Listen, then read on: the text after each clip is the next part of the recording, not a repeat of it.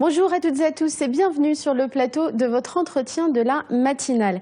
13 attentats, plus de 300 morts, c'est le bilan des attaques terroristes qui ont touché la Turquie pour la seule année 2016. 2017 s'annonce quant à elle tout aussi meurtrière puisqu'on dénombre déjà 3 autres attaques depuis celle survenue dans une discothèque à Istanbul au soir du Nouvel An. Alors pourquoi la Turquie est-elle devenue un terrain privilégié pour les attaques terroristes? Le pays est-il en train de devenir un autre terrain de conflit pour les forces en présence en Syrie, notamment l'État islamique et les forces kurdes? Pour répondre à ces questions avec nous ce matin, nous recevons Mohamed Benhamou. Merci Monsieur Benhamou d'avoir répondu à notre invitation. Vous êtes le président du Centre marocain des études stratégiques, le CMES. Alors, je l'évoquais, je donnais quelques chiffres du nombre d'attaques pour l'année 2016. L'année 2017 commence aussi de manière sanglante pour la Turquie. Alors, est-ce qu'on peut dire aujourd'hui que la Turquie est un pays instable ou du moins déstabilisé? Oui, on peut dire que c'est un pays aujourd'hui qui est sous une menace permanente, et c'est un pays qui malheureusement va devoir essuyer une vague d'attentats et d'attaques. On l'a vu effectivement, l'année 2016 a été meurtrière, avec plus de 300 morts, avec une moyenne de plus d'un attentat par mois. Le début de cette année s'annonce encore plus difficile pour ce pays. On est dans une configuration où la situation en Syrie, en Irak et dans la région est en train un petit peu de dégénérer et surtout d'exporter des problèmes qui jusqu'à présent étaient contenus dans les deux théâtres syriens et irakiens, mais aussi nous sommes dans une phase où des alliances et des positions et des fronts aussi ont beaucoup changé, ce qui fait que l'impact de cette situation et l'impact aussi de l'évolution des guerres menées contre Daesh, que ce soit en Syrie ou en Irak, et aussi ce changement dans les rapports de force sur le terrain. Il est clair que la menace pour la Turquie aujourd'hui elle est permanente, elle est diffuse, et elle va certainement connaître encore une croissance malheureusement lors des prochains mois.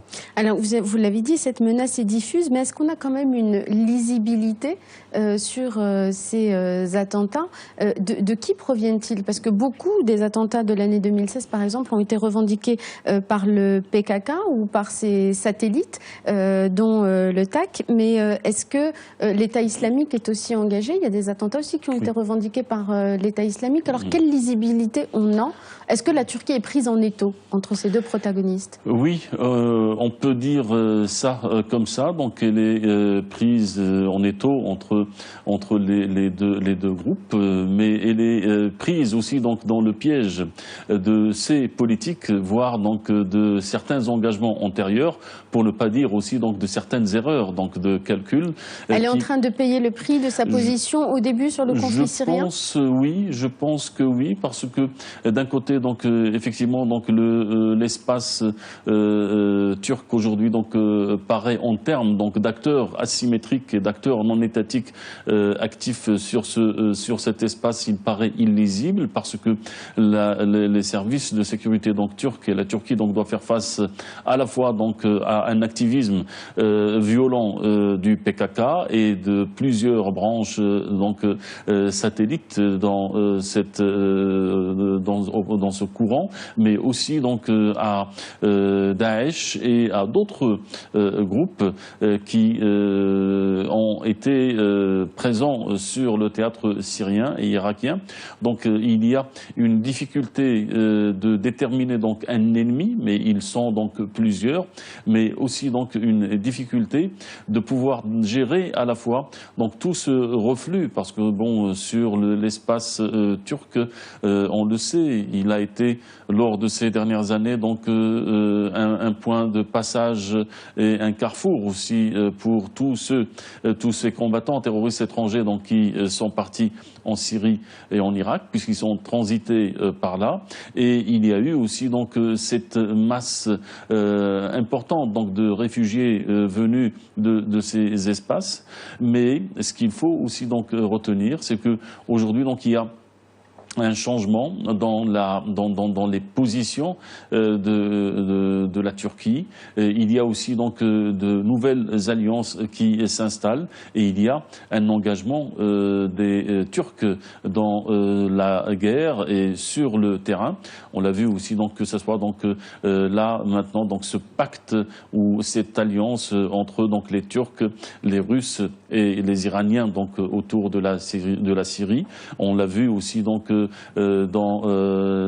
autour de la question donc, humanitaire, de la problématique aussi donc, et de l'attaque sur Alep, où Alep, donc, les Turcs ont eu donc, une position d'un côté, mais de l'autre côté, donc, leur position n'était pas donc, tranchée, n'était pas nette. On a vu qu'il y a eu donc, un déplacement dans la position, pour ne pas dire donc, un arrangement quelconque. Malheureusement, donc, le prix que les Turcs sont en train de payer, donc il est fort et il ne semble pas donc s'arrêter ou s'estomper. Alors, est-ce que la réponse de la Turquie face à cette menace et face à la complexité que vous venez de souligner de la situation, est-ce que c'est une réponse qui peut être purement sécuritaire ou est-ce qu'il n'y a pas aussi une réponse politique, notamment sur la question kurde, qui est quand même aussi au cœur de cette déstabilisation actuelle de la Turquie? Est-ce que ça marque un tournant dans les relations entre la Turquie et les populations kurdes?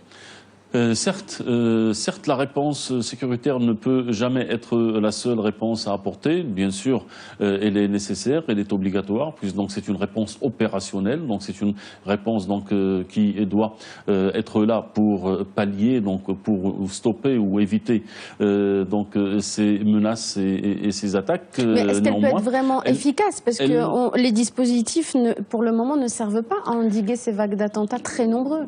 Je pense qu'aujourd'hui, la Turquie connaît donc une situation très particulière. Elle a aujourd'hui donc beaucoup de difficultés à déterminer donc l'ennemi ou les ennemis, même si donc elle arrive donc à les compartimenter, mais elle n'arrive pas donc à les suivre d'une manière donc très proche. Et on l'a vu d'ailleurs avec la dernière attaque. Donc que les Turcs sont à la fois en train d'essuyer donc des attentats et des attaques donc du PKK et immédiatement donc après c'est Daesh. Donc c'est chacun donc acte à tour de rôle. Il y a aussi cette nouvelle vague donc qui fait que les Turcs dans leur approche ils sont donc obligés d'un côté donc de gérer la présence aussi donc de combattants terroristes étrangers sur leur propre sol, mais aussi donc j'allais dire donc de radicaux non identifiés. Le cas de l'Ouzbek est là, donc la difficulté. Qui est toujours voilà, à l'heure où nous faisons cet entretien. Exactement, la difficulté de l'identifier, et ensuite toujours donc la difficulté de pouvoir justement donc le neutraliser, puisqu'il court toujours. Donc s'il court toujours, donc c'est que il y a donc un réseautage important qui lui permet donc de pouvoir rester caché quelque part. Donc la question kurde. Pardon de vous interrompre, mais juste pour aller jusqu'au bout de cette question, est-ce que la Turquie peut résoudre tout cela seule? Est-ce qu'on peut penser que cette phase que traverse la Turquie va pousser l'Europe la Turquie est quand même en première ligne pour accueillir les réfugiés. C'est la plaque tournante pour ceux qui vont vers la Syrie, mais aussi qui en reviennent. Donc, est-ce que cette situation particulière va peut-être pousser l'Europe ou d'autres pays à coopérer sur le plan sécuritaire avec la Turquie pour résorber justement toutes ces failles que vous venez de souligner? Je pense que l'Europe, de toutes les façons, donc, est acculée à coopérer avec la Turquie sur la question essentiellement donc, des combattants terroristes étrangers. On le sait, donc, il y a 47 700 combattants terroristes étrangers qui ont transité en grande majorité donc, par la Turquie pour aller donc, en Syrie et en Irak. Il y a aujourd'hui donc au moins 15 à 17 000 combattants terroristes étrangers qui sont un peu dans la nature. Pour certains, donc, ils sont passés par donc, la Turquie. La Turquie aujourd'hui donc, est la boîte noire, puisque donc, bon, en termes d'identification de ces combattants donc, terroristes étrangers, elle a une mine d'or, donc en termes de renseignement opérationnel. Donc les Européens et les Occidentaux ont besoin de la Turquie sur ce chapitre. Ils ont besoin aussi donc, de la Turquie sur donc, la problématique et la question donc, des réfugiés, parce que donc, on le sait, on a vu donc, la première vague, donc, et ce qu'elle a donné. Aujourd'hui, donc, les accords et les négociations donc, qui ont été menées semblent aujourd'hui donc, connaître quelques problèmes. La Turquie n'est pas du tout satisfaite. Elle trouve que les Européens n'ont pas tout simplement donc, honoré leurs engagements. Les Européens sont dans une phase donc, de crainte que la Turquie n'opère comme donc, elle l'a fait lors de la première phase, c'est-à-dire donc, laisser partir donc, ces réfugiés. La Turquie aujourd'hui donc insatisfaite d'une quelconque coopération ou alliance donc, avec les Occidentaux, donc s'est retournée vers les Russes. On le voit donc aujourd'hui donc cette alliance turco-russo-iranienne qui se fait donc autour donc de cet espace syro-irakien. Les Russes aujourd'hui donc semblent donner un peu plus de crédit aux Turcs au détriment peut-être donc à l'avenir donc des Iraniens.